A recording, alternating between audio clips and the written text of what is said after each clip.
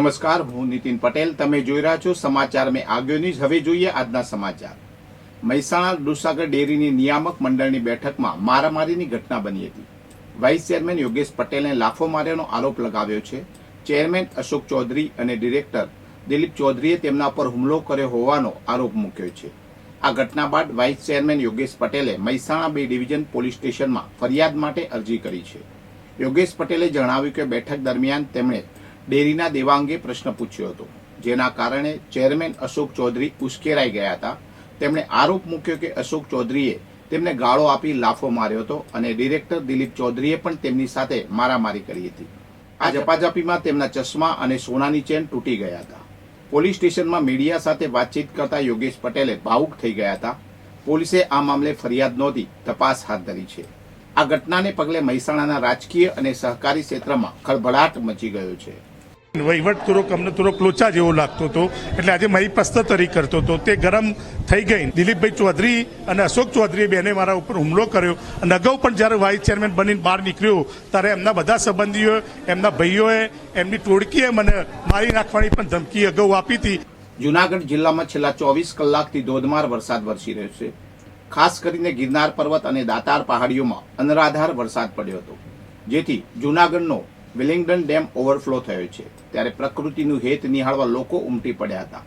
જિલ્લામાં સતત વરસી રહેલા વરસાદને કારણે ડેમમાંથી સફેદ ચાદર જેવી ધારા વહેતા નયનરમ્ય દ્રશ્યો સર્જાયા છે.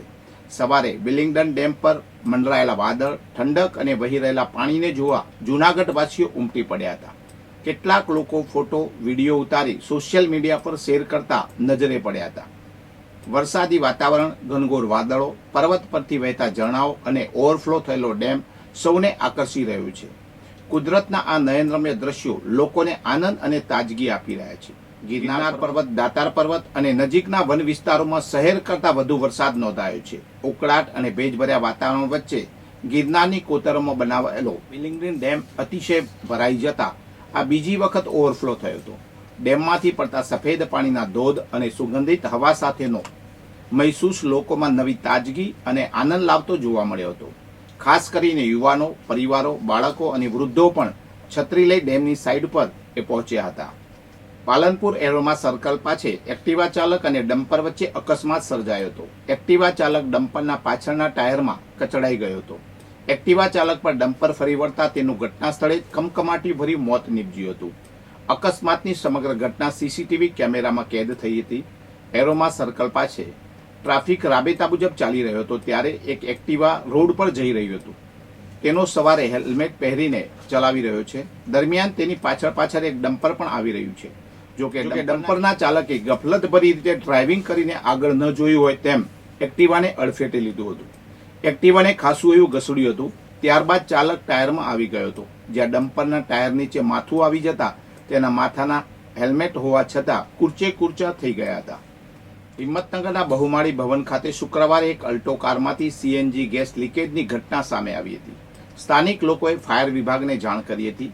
બહુમાળી ભવન પાસે પાર્ક રોડ પર લોક કરેલી અલ્ટો કારમાંથી સીએનજી ગેસ લીક થતો હોવાનું ધ્યાને આવ્યું હતું.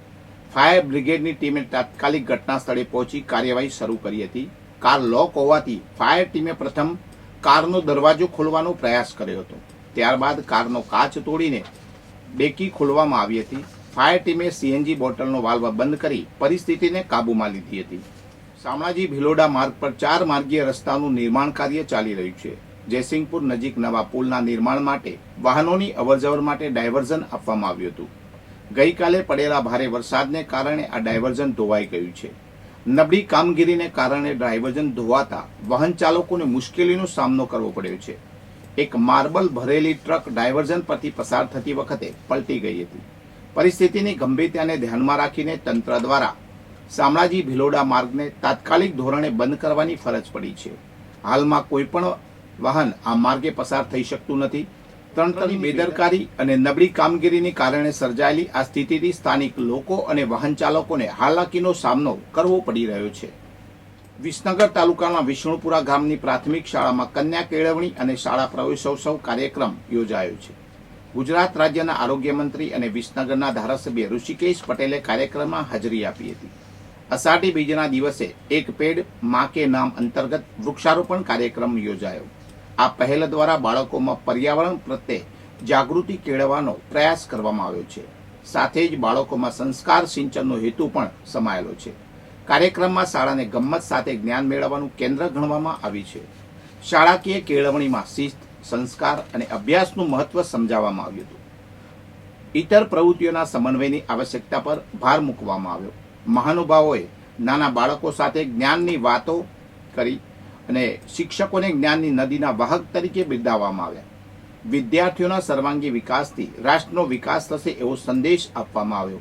કાર્યક્રમનો મુખ્ય ઉદ્દેશ બાળકોને શિક્ષણ દ્વારા ઉજ્જવળ ભવિષ્ય તરફ દોરી જવાનો છે. વધુ સમાચાર માટે જોતા રહો સમાચાર મેં આગ્યો ન્યૂઝ. નમસ્કાર.